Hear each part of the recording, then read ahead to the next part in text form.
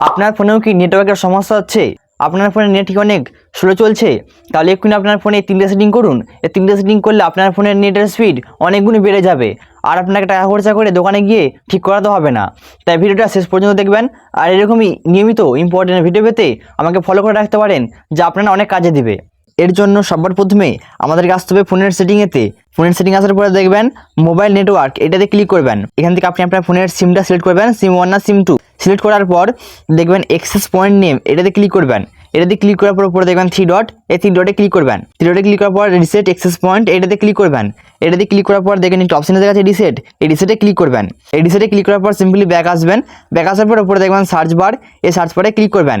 এই সার্চ বারে আপনাদেরকে সার্চ করতে হবে রিসেট। রিসেট লিখে সার্চ করার পর দেখবেন একটা অপশন আছে reset network and Bluetooth setting, এটাতে ক্লিক করবেন। আবার এসে গেছে রিসেট, এই রিসেটে ক্লিক করবেন।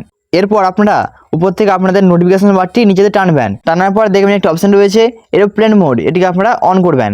এটিকে অন করে দেওয়ার কিছুক্ষণ পর এটিকে আবার অফ করে দেবেন।